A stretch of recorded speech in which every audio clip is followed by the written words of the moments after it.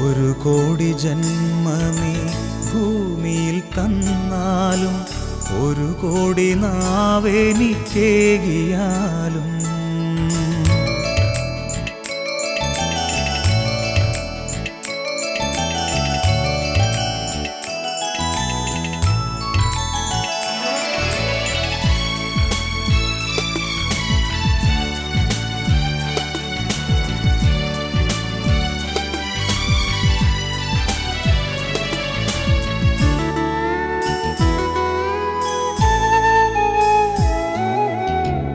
ഒരു കോടി ജന്മമേ ഭൂമിയിൽ തന്നാലും, ഒരു കോടി നാവെനിക്കേകിയാലും, ഒരു കോടി ജന്മമേ ഭൂമിയിൽ തന്നാലും, ഒരു കോടി നാവെനിക്കേകിയാലും, നിറകോടി നന്മയാം നിൻ സ്തുതി പാടുവാൻ അടിയനിന്നാവുമോ തമ്പുരാനേ. നിറകോടി നന്മയാം നിൻ സ്തുതി പാടുവാൻ അടിയനിന്നാവുമോ തമ്പുരാനേ. ഒരു കോടി ജന്മമേ ഭൂമിയിൽ തന്നാലും, ഒരു കോടി നാവെനിക്കേകിയാലും.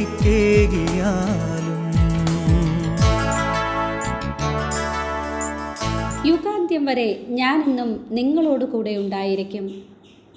ദിവ്യകാരുണ്യത്തിൽ നിന്ന് ജീവൻ സംഭരിക്കുന്ന തിരുസഭയുടെ ഹൃദയത്തുടിപ്പായ ആരാധനാ സന്യാസിനി സമൂഹത്തിലേക്ക് 50 ആണ്ടുകൾക്കപ്പുറം കൂടെയായിരിക്കാൻ, സമർപ്പണത്തിൻ്റെ ആനന്ദം അനുഭവിക്കാൻ സ്വഭവനത്തിലെ തിരുക്കുടുംബ നടയിൽ നിന്നും ആരാധനയുടെ അൾത്താരയിലേക്ക് ചുവടുവെച്ച സന്യാസിനിമാർ, മനസ്സിൻ്റെ ചൈതന്യം വഴി നവീകരിക്കപ്പെടാൻ വചനത്തിൻ്റെ ആഴക്കയത്തിൽ ധ്യാനനിർലീനരായവർ, ആത്മാവിനാൽ പൂരിതരായി സങ്കീർത്തനങ്ങളാലും ഗാനങ്ങളാലും ആത്മീയ ഗീതങ്ങളാലും ആരാധനാ മലർവാടിയിൽ പൂർണ്ണ ഹൃദയത്തോടെ കർത്താവിനെ പ്രകീർത്തിച്ച 12 സമർപ്പിത സഹോദരങ്ങൾ.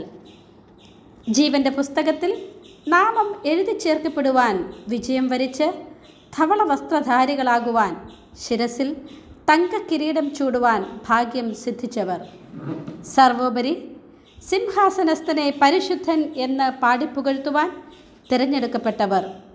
ഇതാ സ്വർഗീയ നവ്യഗാനമാലപിച്ച് ആദ്യ സമർപ്പണത്തിന് സാക്ഷിയായ നിത്യാരാധനയുടെ ഈ അൾത്താരയിലേക്ക് കൃതജ്ഞതാ ബലിക്കായി നടന്നെടുക്കുന്നു. അധികാരികളാൽ ആനീതരായി നന്ദി നിറഞ്ഞ ഹൃദയത്തോടെ വിശുദ്ധ കുർബാനയ്ക്കായി കടന്നു വരുന്ന, സുവർണ ജൂബിലി ആഘോഷിക്കുന്ന നമ്മുടെ ബഹുമാനപ്പെട്ട sisters, sister Maria Kunnumpuram, sister Elizabeth Pulinilkunthadam, sister Maria Kanjirathunkal, sister Maria Thayyal Kizhakkethil, sister Maria Kariyilankuzhi, sister Elizabeth Naduvile Veedu, sister Trisa Vallekkalam, sister Rose Kanasseri, sister Rose Kunnathupurayidam, sister Maria Chulayilaplackal, sister Rose Kattukunnel, sister Trisa 2 Plackal എന്നിവരെ സമൃദ്ധമായി അനുഗ്രഹിക്കണമെന്ന് നമുക്ക് ഈ പരിശുദ്ധ ബലിയിൽ പ്രാർത്ഥിക്കാം.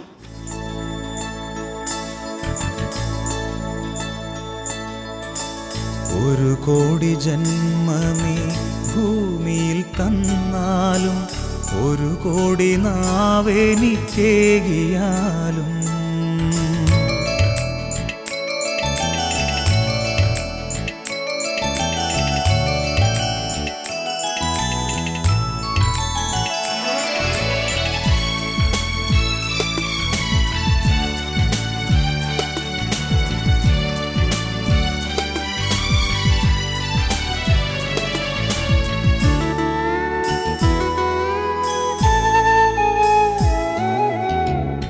ഒരു കോടി ജന്മമേ ഭൂമിയിൽ തന്നാലും, ഒരു കോടി നാവെനിക്കേകിയാലും, ഒരു കോടി ജന്മമേ ഭൂമിയിൽ തന്നാലും, ഒരു കോടി നാവെനിക്കേകിയാലും, നിറകോടി നന്മയാം നിൻ സ്തുതി പാടുവാൻ അടിയനിന്നാവുമോ തമ്പുരാനേ, നിറകോടി നന്മയാം നിൻ സ്തുതി പാടുവാൻ അടിയനിന്നാവുമോ തമ്പുരാനേ. ഒരു കോടി ജന്മമീ ഭൂമിയിൽ തന്നാലും ഒരു കോടി നാവെനിക്കേകിയാലും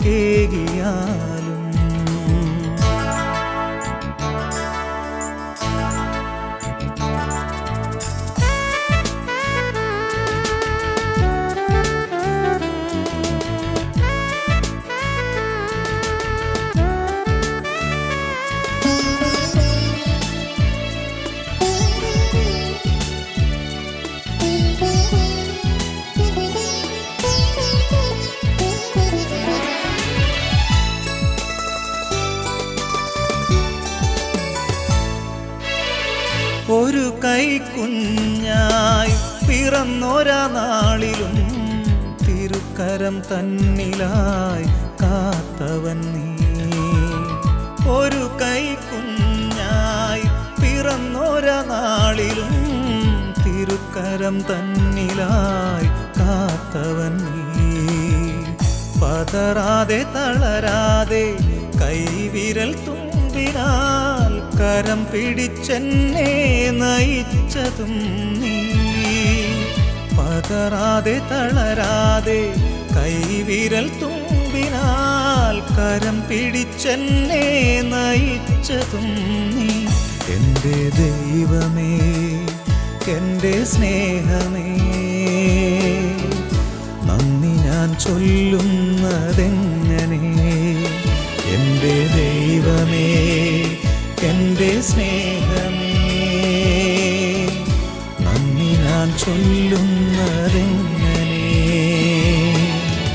ഒരു കോടി ജന്മമീ ഭൂമിയിൽ തന്നാലും ഒരു കോടി നാവെനിക്കേകിയാലും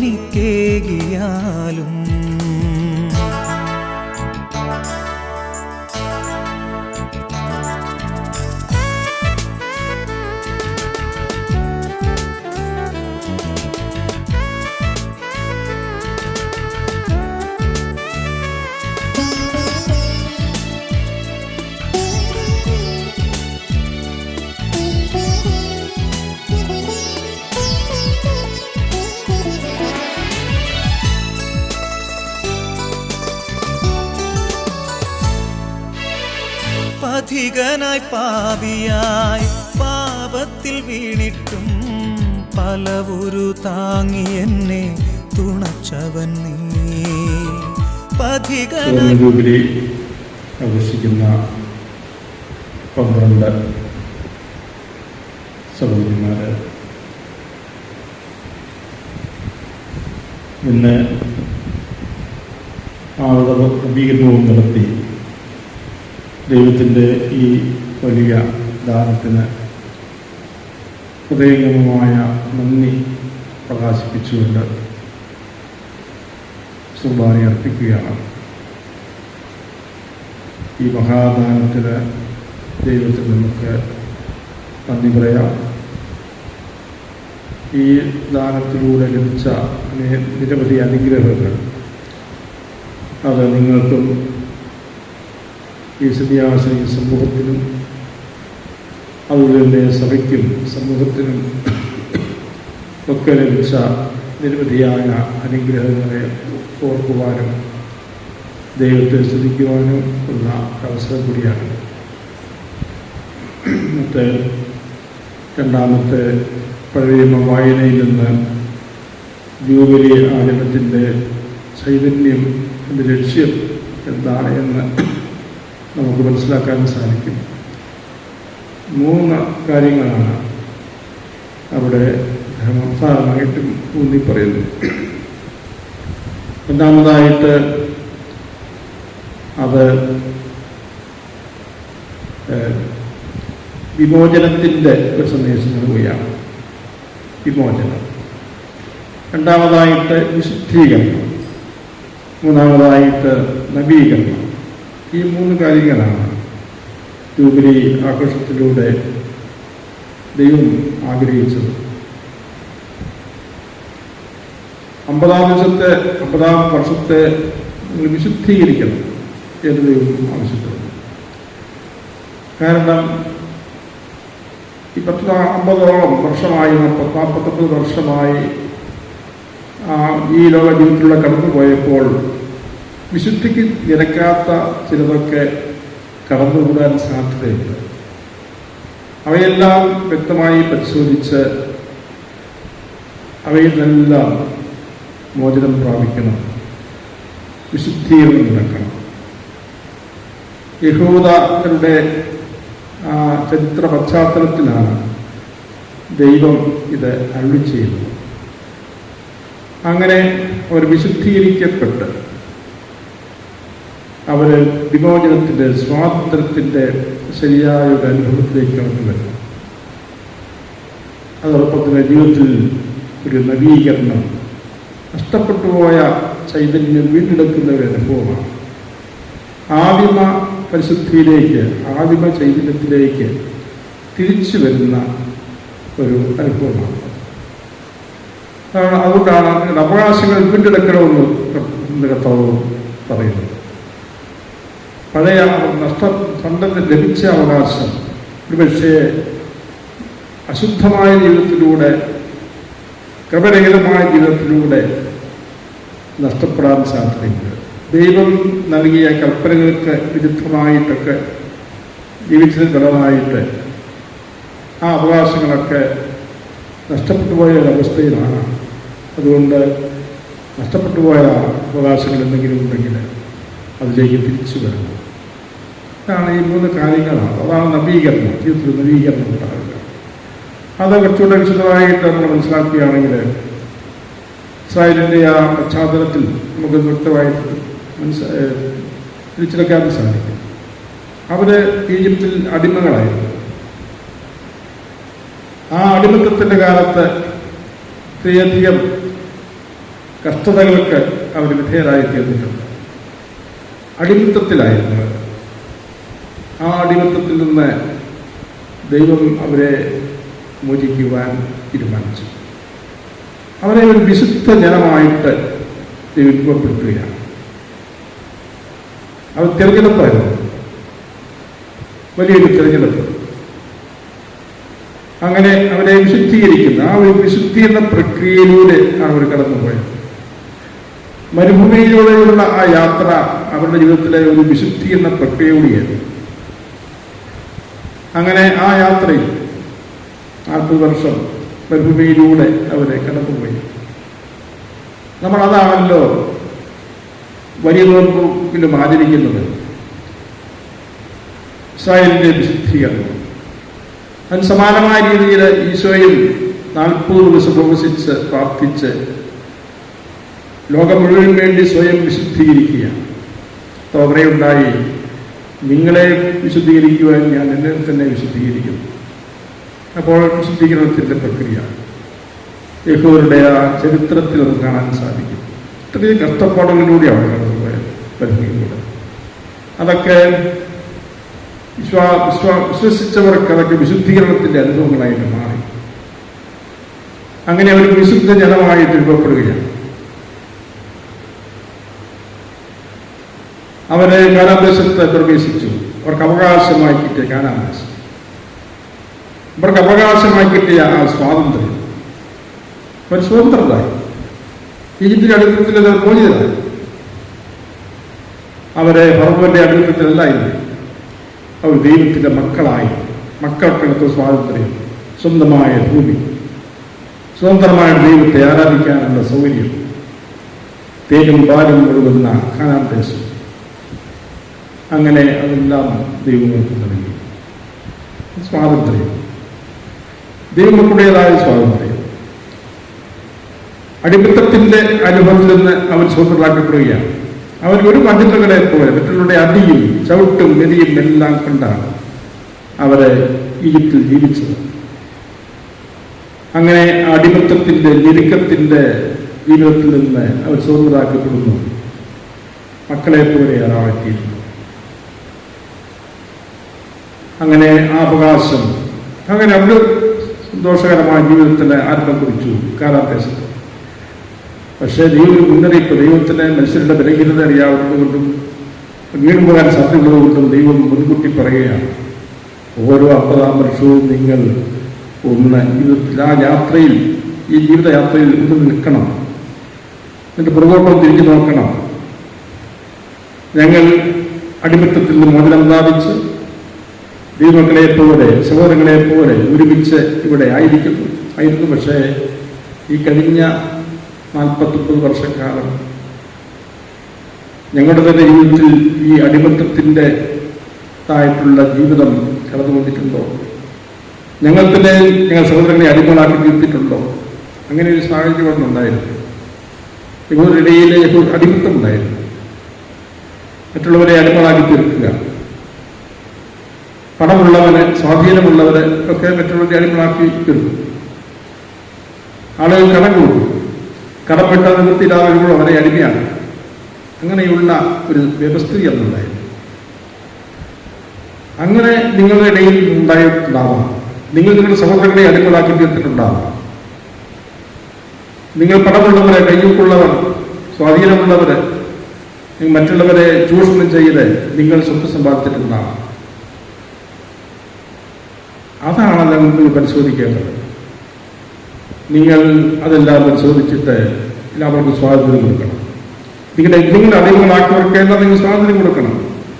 അതാണ് നിങ്ങൾ സ്വാതന്ത്ര്യം കൊടുക്കണമെന്ന് പറയുന്ന കാര്യം. അതാണ് അങ്ങനെ ദൈവമക്കൾക്ക് നിരക്കാത്ത ഈ ശൈലി നിങ്ങൾ ഇവിടെ ജീവിതത്തിൽ ആർജിച്ചിട്ടുണ്ടെങ്കിൽ അതെല്ലാം അവസാനിപ്പിച്ച് വീണ്ടും സഹോദരീ സഹോദരന്മാരെ പോലെ തുല്യരായിട്ട് ദൈവമക്കളായിട്ട് നിങ്ങൾ ജീവിക്കണം. അപ്പോൾ ഒരു ജീവിത വിശുദ്ധി, അതാണ് ജീവിത വിശുദ്ധീകരണം. അതാണ് ആദിമ ചൈതന്യം. ഇവരുടെ ജനതയായി കാനാദേശത്ത് സ്വതന്ത്രമായി ദൈവത്തെ മക്കളെപ്പോലെ ദൈവത്തെ ആരാധിച്ച് ജീവിച്ച് തുടങ്ങിയ ആ ഒരു അനുഭവം, അവിടെ ദൈവത്തിലൂടെ നമ്മളെല്ലാം തുല്യരാണ്. പക്ഷേ ആ തുല്യത വിസ്മരിച്ചുകൊണ്ട് നമ്മളിൽ ചിലരെ സഹോദരങ്ങളെ അടിമകളാക്കി തീർക്കുന്ന ആ അടിമത്വ വ്യവസ്ഥിതി അത് കടന്നുകൂടിയിട്ടുണ്ടെങ്കിൽ നിങ്ങൾ പരിഹരിക്കണം. നിങ്ങൾ അതെല്ലാവരെയും സ്വതന്ത്രരാക്കണം. അതാണ് ആ സ്വാതന്ത്ര്യത്തിൻ്റെ അർത്ഥം. ഈ ഒരു പശ്ചാത്തലത്തിലാണ് ദൈവം പറയുന്നത്. ഓരോ 50-ാം വർഷം ഈ അനീതി, സാഹോദര്യമില്ലായ്മ, അസമത്വത്തിൻ്റെതായ ജീവിതശൈലി അത് 6 നൂറ്റാണ്ടിനപ്പുറം കിടന്നു. അത് ഇനി നിലനിൽക്കാൻ പാടില്ല. പൂർണ്ണമായും ശുദ്ധീകരണം അവിടെ നടക്കണം, നവീകരണം നടക്കണം. ജീവിതത്തിൽ കൂടെ ഈ നവീകരണം നടക്കണം. അതാണ് ജൂബിലി ആഘോഷത്തിലെ ചൈതന്യ ലക്ഷ്യമായിട്ട് ദൈവം നമുക്ക് നൽകിയിരിക്കേണ്ട സന്ദേശം. പക്ഷെ അതിനേക്കാൾ വളരെ അതൊക്കെ വലിയ ദൂരവ്യാപകമായ, വലിയ യുഗാന്ത്യപരമായ സ്വർഗീയമായ അർത്ഥങ്ങൾ ഇതിനുണ്ട്. ഈ ലോകത്ത് നമ്മൾ ജീവിക്കുന്നിടത്തോളം കാലം വീണ്ടും നമ്മൾ വീട് പോകാൻ സാധ്യതയുണ്ട്. വീണ്ടും നമ്മൾ സഹോദരങ്ങളെ അടിമകളാക്കിയെന്ന് വരാം, ചൂഷണം ചെയ്തെന്ന് വരാം. പലതരത്തിലുള്ള സ്വാർത്ഥബോധങ്ങളും താല്പര്യങ്ങളും നമ്മളെ കീഴടക്കിയെന്ന് വരാം. നമ്മൾ മറ്റുള്ളവരെ അതിനു വേണ്ടി നമ്മുടെ ഉപകരണങ്ങളാക്കി മാറ്റിയെന്ന് വരാം. അതുകൊണ്ട് കൂടെ നവീകരണം ആവശ്യമാണ്. ജൂബിലി വർഷം, ഓരോ ജൂബിലി വർഷത്തിലും അങ്ങനെ ഈ ജനത നിരന്തരം വിശുദ്ധീകരിക്കപ്പെട്ടുകൊണ്ടിരിക്കണം. പക്ഷെ അവസാനം ഒരു ജൂബിലി ഉണ്ട്. അവസാനത്തെ ജൂബിലി വർഷം, ലോകാവസാനം, കർത്താവിന്റെ പ്രത്യാഗമനം, അതാണ് ഈ പ്രയാണത്തിന്റെ അവസാനത്തെ ഘട്ടം. അവിടെ നമ്മൾ അവസാനത്തെ ജൂബിലി ദിനത്തിലാണ്. പിന്നീട് ആ ജൂബിലി ദിനത്തിന് അവസാനം ഉണ്ടാകുന്നില്ല. കാരണം ലോകാവസാനം നമ്മൾ എല്ലാവരും സ്വർഗത്തിലേക്ക് പ്രവേശിക്കുന്നു. സ്വർഗപ്രവേശനമാണ്. ആ സ്വർഗീയ ജീവിതം എന്ന് പറയുന്നത് നിത്യമായ ഒരു ജൂബിലി ആഘോഷമാണ്. അവിടെ ആരെയും അടിമകളാക്കുന്നില്ല. അവിടെ എല്ലാവരും തുല്യരാണ്. അവിടെ എല്ലാ ദൈവത്തിൻ്റെ മക്കളാണ്. ദൈവത്തിൻ്റെ ഭവനത്തിൽ ദൈവപിതാവിൻ്റെ മുമ്പിൽ മക്കളെ പോലെ എല്ലാവരും സ്നേഹത്തിൽ കൂട്ടായ്മയായി മാറുന്നു. പിന്നെ ഒരു വീഴ്ച ഉണ്ടാകുന്നില്ല. ആ സ്വർഗീയ ആനന്ദം, സ്വർഗീയ ജീവിതം അത് പിന്നെ നിത്യകാലം അനുഭവിക്കുകയാണ്. അങ്ങനെ സ്വർഗീയ ജീവിതം എന്ന് പറയുന്നത് നിത്യമായ ഒരു ജൂബിലി അനുഭവം. നിത്യമായ ജൂബിലിയുടെ നിത്യതയാണ് വാസ്തവത്തിൽ സ്വർഗീയ ജീവിതം എന്ന് പറയുന്നത്. അതാണ് നമ്മൾ മുൻകൂട്ടി നിന്ന് ആസ്വദിക്കുന്നത്. ഇവിടെ സന്യാസ സമർപ്പിത ജീവിതം എന്ന് പറയുന്നത് ഈ തരത്തിൽ പൂർണ്ണമായ ഒരു സ്വാതന്ത്ര്യത്തിലേക്ക് കടക്കുന്ന അനുഭവമാണ്. ദൈവത്തിൻ്റെ മക്കൾ എന്ന നിലയിൽ മറ്റെല്ലാം ഉപേക്ഷിച്ചു. മറ്റുള്ളവരോടൊക്കെയുള്ള കെട്ടുപാടുകൾ, ബന്ധനങ്ങൾ എല്ലാം ഞാൻ അവസാനിപ്പിച്ചു. പണത്തോട്, മറ്റധികാരത്തോട്, പദവികളോട്, സ്വാർത്ഥ മറ്റ് ലോക സഹജമായ ആഗ്രഹങ്ങളോട്, ലൗകിക സുഖങ്ങളോട്, ശരീരത്തിൻ്റെ ഇച്ഛകളോട് ഒക്കെ ഞാനിവിടെ പറഞ്ഞു. അവയിൽ നിന്നെല്ലാം ഞാൻ സ്വതന്ത്രയാണ്. അങ്ങനെ സ്വാതന്ത്ര്യത്തിലേക്ക് ഞാൻ കിടന്നുകൊണ്ടിരിക്കുന്നു. ദൈവത്തോടേതായ സ്വാതന്ത്ര്യം, അതാണ് സന്യാസ സമർപ്പണം എന്ന് പറയുന്നത്. പക്ഷേ ആ സമർപ്പണത്തിൽ വീണ്ടും വിള്ളലുകളുണ്ടാകാം. വീണ്ടും അങ്ങനെയുള്ള ചില താല്പര്യങ്ങൾ നമ്മുടെ കീഴിലേക്ക് വരാം. ആ സമർപ്പണത്തിന് ചേരാത്ത ആ സ്വർഗീയ ജീവിത സമാനമായ ആ ചൈതന്യത്തിന് നിരക്കാത്ത പലതും കടന്നു വന്നു വരാം. അപ്പോൾ കൂടെ വീണ്ടും ഈ ജൂബിലി അനുഭവത്തിലേക്ക് നമ്മൾ കടന്നു വരണം. എന്തെങ്കിലും വീഴ്ചകൾ, പാളിച്ചകൾ കടന്നു വന്നിട്ടെങ്കിൽ അതൊക്കെ പരിഹരിക്കണം. ഇടയ്ക്കിടയ്ക്ക് അത് കഴുകി വിശുദ്ധീകരിക്കപ്പെടണം. അങ്ങനെ വാസ്തവത്തിൽ ഈ സന്യാസമർപ്പിത ജീവിതം എന്ന് പറയുന്നത് സ്വർഗീയ ജീവിതത്തിൻ്റെ മുന്ന ആസ്വാദനമാണ് എന്ന് സമൂഹത്തിൻ്റെ അർത്ഥം ഇതാണ്. സ്വർഗീയ ജീവിതം, നിത്യമായ ജൂബിലി ആഘോഷം, അത് മാനവകുലത്തിന് മുഴുവനും വേണ്ടി കർത്താവ് വാഗ്ദാനം ചെയ്തിരിക്കുന്നതാണ്. അങ്ങനെ മനുഷ്യകുലത്തിന് മുഴുവൻ ലഭിക്കാനിരിക്കുന്ന ആ സ്വർഗീയ ജീവിത അനുഭവത്തിൻ്റെ ഒരു ദൃശ്യ രൂപം, ഈ ലോകത്തിൽ ഒരു ദൃശ്യ അനുഭവം എന്ന രീതിയിൽ സന്യാസമർപ്പിത ജീവിതം ഒരു മാതൃകയായി മാറുകയാണ്. അപ്പോൾ അതാണ് ഇതിൻ്റെ ഉത്തരവാദിത്വം, പ്രത്യേകമായ ഉത്തരവാദിത്വം. മറ്റുള്ളവർക്കും മാതൃകയും പ്രചോദനവുമാകത്തക്ക രീതിയിൽ ഈ ലോകത്തിൽ സമർപ്പിത ജീവിതം നയിക്കുക. യഥാർത്ഥ സ്വാതന്ത്ര്യത്തിൻ്റെ, ദൈവമക്കൾക്കടുത്ത സ്വാതന്ത്ര്യത്തിൻ്റെ ആ ജീവിതം നയിച്ച് സന്തോഷത്തിൽ, സാഹോദര്യത്തിൽ കഴിയാൻ സാധിക്കും. ആ മാനസിക ഐക്യത്തിൽ ഏക മനസ്സോടെ, ഏക ഹൃദയത്തോടെ ജീവിക്കാൻ സാധിക്കുക. അങ്ങനെ ഒരു ജീവിത സാക്ഷ്യം. അപ്പോൾ അതിലൂടെ നമ്മൾ സ്വർഗീയ ജീവിതത്തെ ഈ ലോകത്തിലേക്ക് കൊണ്ടുവരികയാണ്. സ്വർഗീയത്തിൻ്റെ മുന്നാസ്വാദനമായിട്ട് മാറുകയാണ്. യഥാർത്ഥത്തിൽ പൂർണ്ണമായ ചൈതന്യത്തോടെയുള്ള സന്യാസ സമർപ്പിത ജീവിതം സ്വർഗീയ ജീവിതത്തിൻ്റെ ഒരു മുന്നനുഭവമായിട്ട് മാറുന്നു. ഇതാണ് സഭ നമ്മളെ പഠിപ്പിക്കുന്നത്. പ്രിയപ്പെട്ട അമ്മമാരെ, നിങ്ങളുടെ ആ ജീവിത വിളി ഈ തരത്തിൽ ചിന്തിക്കുമ്പോൾ എത്രയോ മഹത്വമുള്ളതും എത്രയോ പ്രാധാന്യമുള്ളതുമാണ്. അത് ലോകത്തെ മുഴുവൻ വെളിച്ചമായിട്ട് മാറുകയാണ്. അത് ലോകത്തെ സത്യത്തിൻ്റെ യഥാർത്ഥ ജീവിതത്തെ പ്രകാശിപ്പിക്കുന്ന വെളിച്ചമായിട്ട് നിങ്ങളുടെ ജീവിതം രൂപപ്പെടുകയാണ് സന്യാസ ജീവിത സമർപ്പണത്തിലൂടെ. അതുകൊണ്ട് ഈ വലിയ വിളി, ഈ ദൈവ കൃപയ്ക്ക് നന്ദി പറയുകയാണ്. കാരണം ഇത് അത്ര എളുപ്പമുള്ള കാര്യമല്ലല്ലോ. അതാണ് ഇന്നത്തെ സുവിശേഷത്തിൽ നമ്മൾ വായിച്ചു കേട്ടത്. എളുപ്പമുള്ള കാര്യമല്ല ആ യുവാവിൻ്റെ അനുഭവം. നിങ്ങൾ 12 പേര് നിങ്ങളുടെ ബാച്ചിൽ വേറെയും മറ്റു രൂപതകളിൽ നിന്നും കേൾക്കൂർക്ക് വേണ്ടിയും ഇരപ്പള്ളിയൊക്കെ ആയിട്ട് വേറെയും 7 പേരുണ്ടായിരുന്നു. അപ്പോൾ കൂടാതെ ഒരുപക്ഷെ നിങ്ങളോടൊപ്പം ഈ സന്യാസ സമർപ്പണത്തിലേക്ക് പ്രവേശിക്കുവാൻ പലർക്കും വിളിക്കപ്പെട്ടിട്ടുണ്ടാകും. എല്ലാവരും അത് ശ്രദ്ധിച്ചു കാണുകയല്ല, എല്ലാവരും സ്വീകരിച്ചു കാണുകയില്ല. ഒരുപക്ഷെ ചിലരൊക്കെ അതിൽ നിന്ന് പിന്തിരിഞ്ഞു പോയി കാണാം. അപ്പോൾ നിങ്ങൾ 50 വർഷം അത് ആ ദാനം, ആ കൃപ യിൽ സന്തോഷിച്ച് അത് സംരക്ഷിച്ചു, വളർത്തി സംരക്ഷിച്ചു. അപ്പോൾ ആ യുവാവിന് സംഭവിച്ചതുപോലെ നിങ്ങൾക്ക് സംഭവിച്ചില്ല. ആ യുവാവ് ഇതുപോലെ തന്നെ പൂർണ്ണമായ ഒരു ക്രിസ്ത്യാനികരണത്തിന് വേണ്ടി ക്ഷണിക്കപ്പെട്ടു. പൂർണ്ണനാവുക ഞാൻ എന്ത് ചെയ്യണം? ഈ പൂർണ്ണനാവാൻ ആഗ്രഹിക്കുന്നെങ്കിൽ സ്വയംതിരിച്ച് എല്ലാം ഉപേക്ഷിച്ച് എൻ്റെ പിന്നാലെ വരിക. എല്ലാം ഉപേക്ഷിക്കാൻ അയാൾ തയ്യാറാവില്ല. ശിഷ്യന്മാർ പഠിച്ചതിന് ഉപേക്ഷിച്ചിട്ട് വന്നവരാണ്. അതുപോലെ ആ ശിഷ്യ സമൂഹത്തിലേക്ക് എത്തുന്നതുപോലെ ഈ യുവാവിനെയും കർത്താവ് ക്ഷണിച്ചതാണ്.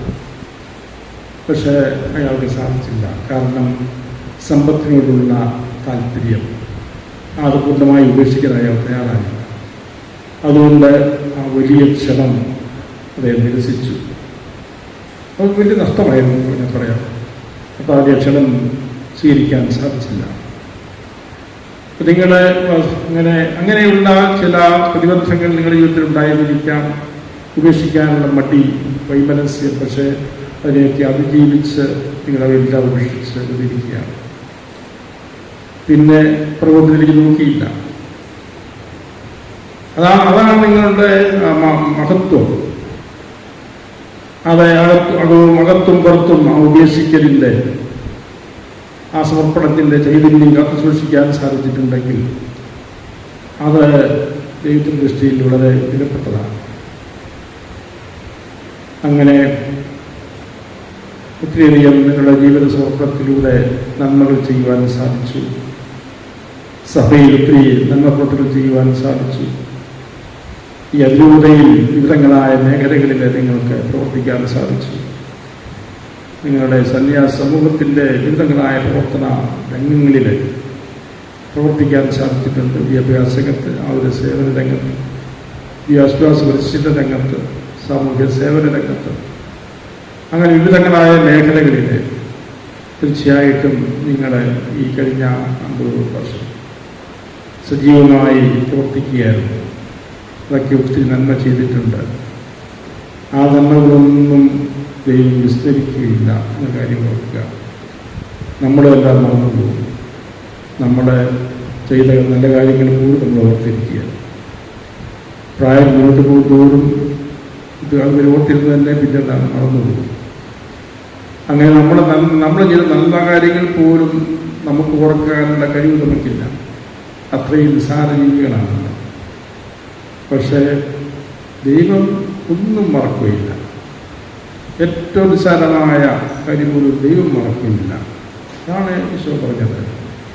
എൻ്റെ നാമത്തിൽ ഒരു പാത്രം വെള്ളം, പച്ചവെള്ളം കുടിക്കാൻ കൊടുക്കുന്നവന് പോലും 500 ഇരട്ടിയായിട്ട് ഫലം ലഭിക്കും. തലയിൽ നിന്ന് ഒരു മുടി പോലും ദൈവം അറിയാതെ താഴെപ്പോകുന്നില്ല.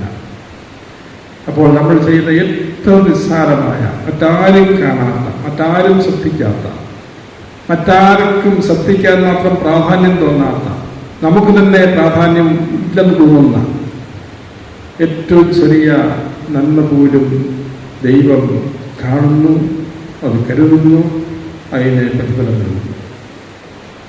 അതാണ് നമുക്ക് നന്മ ചെയ്യാനുള്ള പ്രചോദനം. ഞാൻ ചെയ്യുന്ന ഒരു നന്മയും വൃഥാവിലായി പോവുകയില്ല. ഞാൻ മറന്നാലും, ഞാൻ ശ്രദ്ധിക്കാതെ പോയാലും ദൈവം ശ്രദ്ധിക്കും, ദൈവം മറക്കുകയില്ല എന്ന കാര്യം നമുക്കെപ്പോഴും പ്രത്യാശ പകരുന്നതാണ്.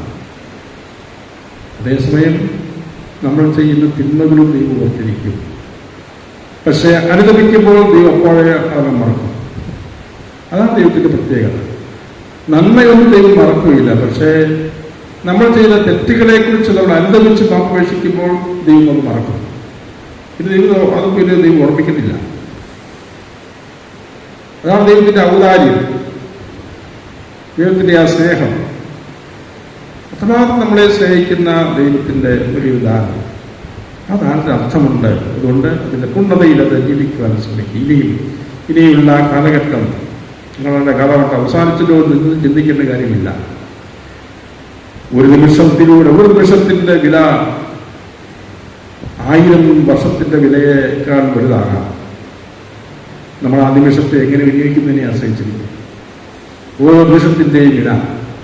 ഇതിനെ കർത്താവ് പറഞ്ഞത്, കർത്താവിനെ ഒരു ദിവസം 1000 ദിവസത്തെ പോലെയും 1000 ദിവസം ഒരു ദിവസത്തെ പോലെയുമാണ്. ഞാൻ ഒരു ദിവസം നന്നായി ജീവിക്കുന്നത് 1000 ദിവസം ജീവിക്കുന്നത് പോലെ അതിനേക്കാൾ വിലപ്പെട്ടതായി മാറാം. ഞാൻ 1000 ദിവസം ജീവിച്ചാലും ഒരു ദിവസത്തിൽ നന്മ പോലും ചെയ്യാൻ സാധിക്കാതെ എനിക്ക് ജീവിക്കാൻ സാധിക്കും. അപ്പോൾ നമ്മുടെ ശേഷിച്ചിരിക്കുന്ന ഓരോ നിമിഷവും വിലപ്പെട്ടതാണ് എന്ന് ചിന്തിച്ചുകൊണ്ട് നന്നായി വിനിയോഗിക്കുക, ദൈവസന്നിധിയിലായിരിക്കുക, ദൈവത്തിൻ്റെ സാമീപ്യം, കർത്താവിൻ്റെ സാമീപ്യം അനുഭവിക്കാൻ സാധിക്കുക. അങ്ങനെ ആ സ്വർഗീയ ജീവിതത്തിൻ്റെ ആ സൗരഭ്യം ഈ ലോകത്തിൽ ആസ്വദിക്കുക. ഈശോ എല്ലാവരെയും അനുഗ്രഹിക്കട്ടെ.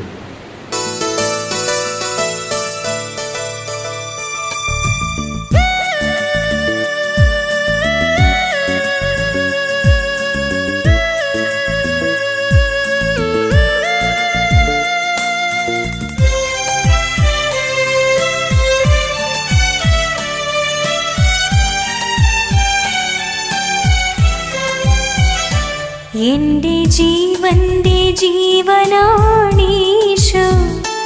എൻ്റെ ആത്മാവിൻ നാഥനാണീശോ. എൻ്റെ ജീവന്റെ ജീവനാണീശോ, എൻ്റെ ആത്മാവിൻ നാഥനാണീശോ.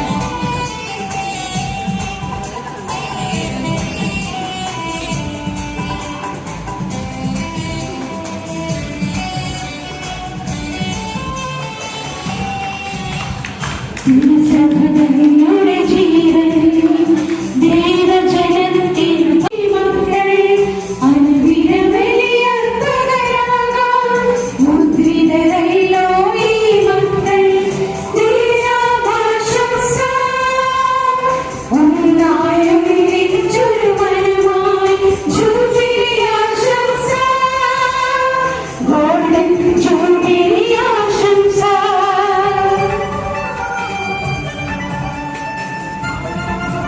ജനത്തിൻ മുൻപിൽ പ്രേക്ഷിതരായി വിളങ്ങിയവർ ഒന്നായി പാടാം ആശംസ, ദൈവാശംസ.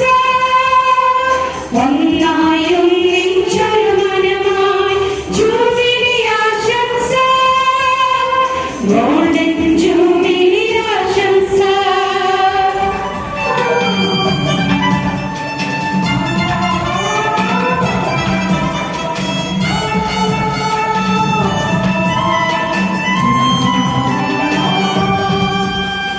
നിന്നിയുടെ പൊരുളു രുചിച്ചറിയാൻ തന്നെ തന്നെ ഉപേക്ഷിച്ച് കുരിശിൻ പൂർണ്ണത കണ്ടെത്താൻ സഹനത്തിൻ വഴി പുൽകിയവർ, ദൈവികമുദ്ര പതിഞ്ഞൊരുവർ, സംപ്രീതിക്കും പൊൻതാരം ആത്മബലത്താൽ നിറയാനിന്നിവർ പ്രാർത്ഥന മഞ്ജരി ചൊരിയുന്നു. തിരുസഭതന്നുടെ ജീവൻ ദൈവജനത്തിനു കാവൽ, സുവിശേഷത്തിനു സാക്ഷ്യം മലയിലുയർന്നൊരു ദീപം. അനുദിന ബലിയർപ്പകരാകാൻ മുദ്രിതരല്ലോ ഈ മക്കൾ. അനുദിന ബലിയർപ്പകരാകാൻ മുദ്രിതരല്ലോ ഈ മക്കൾ. ദൈവാശംസ ഒന്നായി ഒന്നിച്ചൊരു വനമാം ജൂബിലി. എൻ്റെ ജീവന്റെ ജീവനാണീശോ, എൻ്റെ ആത്മാവിൻ നാഥനാണീശോ. എൻ്റെ ജീവന്റെ ജീവനാണീശോ, എൻ്റെ ആത്മാവിൻ നാഥനാണീശോ. ഇരുളല മൂടുമീ വഴിയോരങ്ങളിൽ മെഴുതിരിനാളമായിടുന്നീശോ, കുളിരലയായി തഴുകുന്നീശോ. എൻ്റെ ജീവന്റെ ജീവനാണീശോ, എൻ്റെ ആത്മാവിൻ നാഥനാണീശോ.